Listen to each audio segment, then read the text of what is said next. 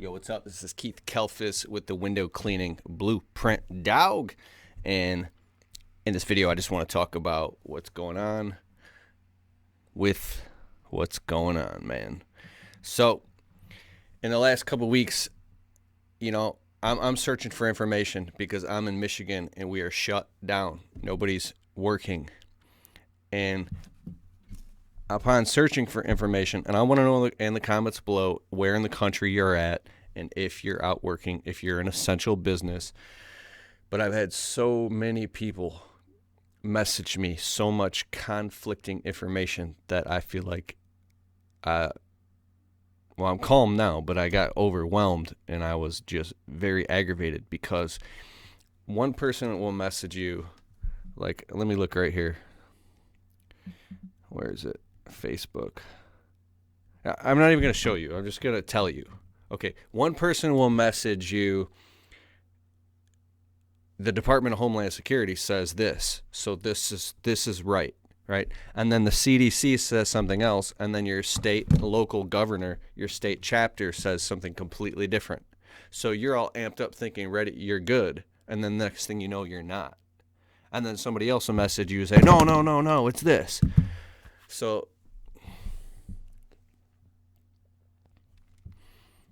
then there's people messaging me on Facebook. Like, it's crazy. This is like literally a full-time job, just managing and trying to mitigate the risk of what's going on right now. It's like 2008 all over again. I don't know if this is supposed to be a constructive video or just me ranting. I've got friends in the industry that are out working regardless, and they've got a piece of paper that they've printed up with a letterhead that says they're an essential business, so they're good, right?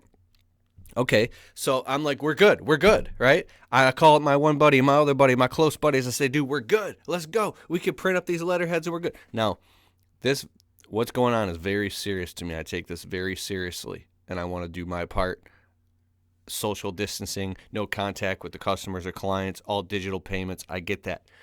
But because I said that leads me to the next thing, which is I call up my one buddy. He's like, no, we're not working, and this is why. I'm like, what do you mean? I thought we're good.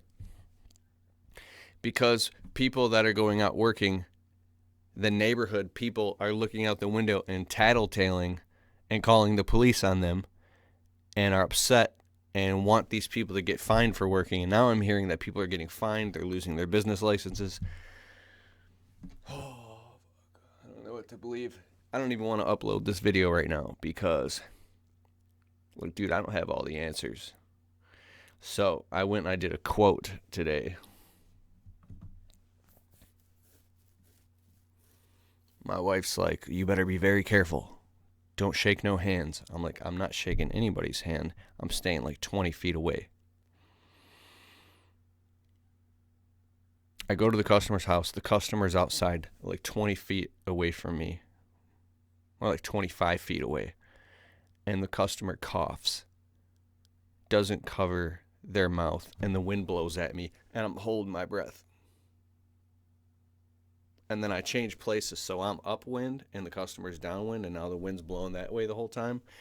And I'm like, my paranoia level went up to like a level 7 just going and doing a quote.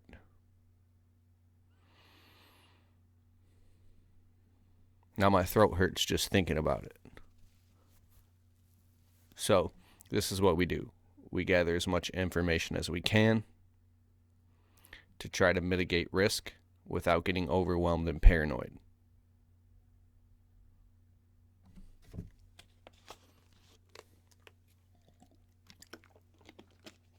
I'm down. I'm ready to hustle. I'm ready to work. I'm ready to run my business, just like you. You might be somewhere in the country right now where you're fine and you're out working. I don't know. I know that I'm in Michigan. Excuse me. My cat was just jumping up here. This is my home studio. I've wanted to put something like this together for a long time. It's just some cameras with a little switcher here. But it's cool though, ain't it? Is that? There you go. Still getting it all dialed in. Then I got this overhead camera. If I can show you, if I want to show you documents and stuff. Anyways, Um,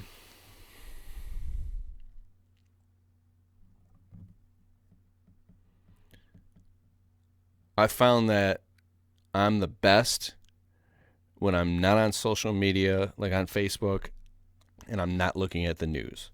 So once a day now, probably pretty much in the evening, I'll go and I'll get the updates of what's going on. But like my wife will have like the news playing, and I'm like, oh, I don't even want to go in the front room right now. My wife has had last night. She had like the anxiety, so she wanted to go get in the car and just drive around with the dogs in the car. I'm like, bet, let's do it. I got you. So we just literally just drove around for like 40 minutes and then went home, and we felt like we did something. Now back to window cleaning. We probably won't be offering any interior window cleaning for a long time. I was totally considering going in people's houses and wearing face masks, but me personally, for my business, and I want to know in the comments below if you're different. I'm afraid to even go in people's houses, dude. Like, what if they're sick and then I bring it home, and then the worst possible case scenario happens. But Keith, I looked at the statistics and it says that only this percentage, and it's not even a thing, and this thing's overblown and overhyped by the media. I get it. I've got all that information too. And then I'll get some conflicting information. Like I watched a video yesterday of this surgeon. It was the best video I've seen so far, and I've seen a lot of videos, and I know you have too. But he was explaining exactly what happens if you get it, and it's a bad case of how it goes in your lungs and what happens. Like he described it in great detail. I was so freaked out, dude. I'm like, I'm not even like going to come in contact with other human beings ever again.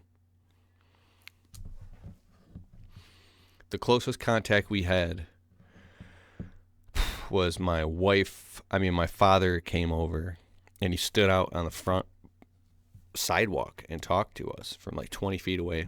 My sister stopped by to pick up some masks because my wife is sewing masks for local hospitals and like sterilizing them and like giving them. She's like, that's really beautiful, the thing that she's doing. We stopped by my mother-in-law and my sister's house, but we literally stayed outside in the car with the window cracked, and they talked to us from the lawn. We haven't been in contact with anybody.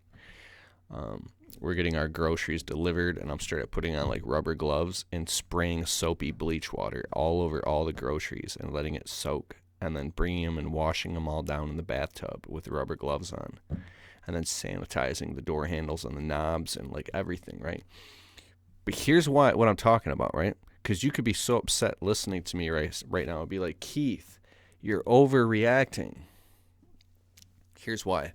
The same exact people that I saw on social media, on the news, people that I know, people on blog post articles that claim to know for a fact what's going on and will fight you that they know that this is the truth are the same exact people 2 weeks ago now are saying a completely different story, and they know for a fact that this is the right thing now. This is the right way to approach it. So what level of risk mitigation, what level of calmness, which you should be calm at all times, but when I say like cautiousness or paranoia, or they say perfect paranoia is perfect awareness, what is the proper level way to assess this when you keep getting more and more new information, right? And I think you got to do what you got to do. Like if you need to make money and you don't have a choice, like it's crazy. You got to go out there and put yourself at risk to do it. And that's where most of the country's at, right? Dude, I know it's like in 2008, bro. And I remember starting my landscaping and window cleaning business, being out there absolutely terrified, working 7 days a week, even when I was, normally sick, going out and working no matter what, because you got to bring home bread to pay the bills before having any skills, before knowing how to sell, before having a large client base or having your pick. And I got an email from a friend just a little while ago saying that things are getting stressful around the house. What do you think, Keith? And I think like if you're in a close relationship, if you're married, if you're engaged, if you live together, especially if you live like in a small apartment, or like a little tiny place, it can get really stressful being together so much and not having a break, right? I think you got to find a way to get a break. Can you go outside? Can you go for a walk every day at the same time? Is there a corner that you can go in? Can you shut down and say, hey, I got this new plan. Every single day from noon until 2 o'clock, I'm going to literally go outside and work out and go running and go jogging. Or I'm going to go in the corner and work on the laptop or read the book. What can you do to give yourself space, even if you can't get out of the same physical space? What can you do together? Can you have a family dinner at the same exact time at the dinner table every day? Can you do things together and apart to create some sense of structure? Structure is very important. Like a lot of the day, my wife and I used to fight all the time. This video is me literally just blowing off some steam, right? But I am concerned because there are people out there in relationships where shit's going to get real bad. There's shit's going to get bad everywhere. Same as good is going to come out of this. This is going to become, out of every bad situation comes good, right? But the one thing I've learned about being married, like my wife is very feminine. She also has a lot of emotions. She can have anxiety and get upset and like go up to like level 8, level 10. I've seen her like boom. And I used to like get real freaked out when my wife would freak out. Like my heart would start pounding and my hands would get shaky, and I was trying to like calm her down and shit. And instead of just being the calm staff in the wind, the calm, stable husband, that say she's allowed to be upset. She's having anxiety, or she's upset about something, or she's tearing my fucking head off about something right now because this is real. It's real to her. Like, and just be there and be present and wear her anger like a coat, right?